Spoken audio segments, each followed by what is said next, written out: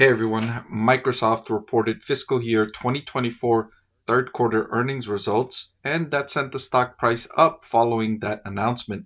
Investors liked the results they saw from the giant computing company. Now, I'll review those results in this video here. I'll also update my recommendation for Microsoft stock. I've had Microsoft stock rated as a buy for some time now. I updated that recommendation around April 4th, April 3rd, and I'll update it again here in this video. So let's jump right into the numbers. I want to thank the Motley Fool for sponsoring this video. Visit fool.com/Parkev for the 10 best stocks to buy now. All right, so Microsoft reporting revenue of 61.9 billion, which was up a nice 17% year over year. Some of that was helped by the acquisition of Activision, which added some billions to the revenue, but most of that revenue growth came from organic revenue growth from Microsoft. Gross profit margin, gross margin overall increased by 1 percentage point to 70%. The gross profit overall of 43.4 billion increased by 18%. The company is very profitable. It has a lucrative business model. The software-based sales allows for high profit margins, as you're noticing here. Operating income jumped by 23% up to 27.6 billion for an operating profit margin of 45%, all of which is great news for Microsoft stock investors. One thing I truly appreciate about Microsoft's business is the massive backlog in remaining performance obligations. That's this number here, 235 billion in commercial remaining performance obligations. That was up by 13 billion from the previous quarter. So they have $235 billion of RPO. Now, if you're not aware what that is, these are sales that Microsoft has signed or contracted for, but it has yet to perform these obligations. This could be something like a customer paying for Microsoft 365, the annual version, paying for it in January. So let's say they pay $150 for the annual version in January.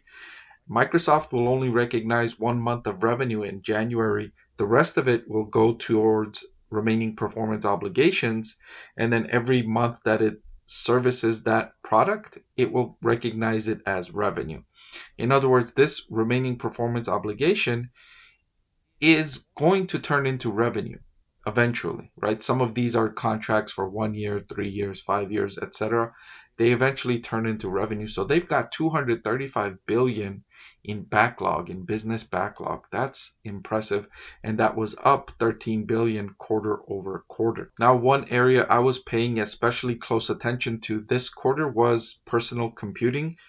Remember, for a couple of quarters in 2023, this segment declined by 28% in Q3 2023 and 12% in Q4 2023.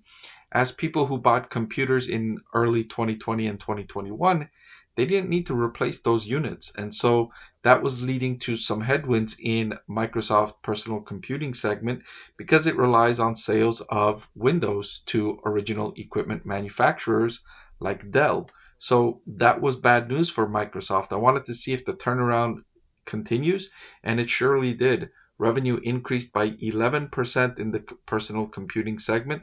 That's 2 straight quarters of 11% growth following those declines earlier in 2023. So this segment is back to growth, back to generating strong profits for Microsoft, and it's an indicator of future profits because if you've got a Windows-based computer system, you're more likely to subscribe to Microsoft 365.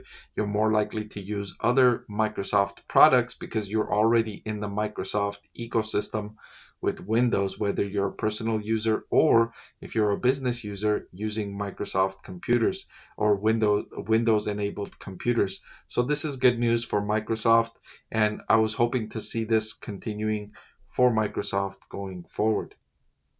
Now, Microsoft's share price was under pressure earlier in the day. It was down as much as 5% opening hours, and then in the aftermarket hours, the price is now up as much as 2.5% following these earnings results. So the markets like what they saw from Microsoft. I also liked what I saw from Microsoft in the growth from the personal computing segment was solid. The growth, of course, in its cloud business continues to thrive. Remaining performance obligations are soaring. The business's profit margins are really, really strong, and revenue growth is approaching 20% on the top line. Microsoft is basically firing on all cylinders now, and it's really, really doing well. Now, the valuation, it's not cheap.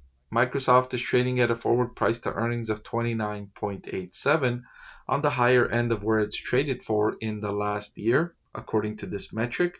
But Microsoft is an excellent business, and the stock is not expensive either.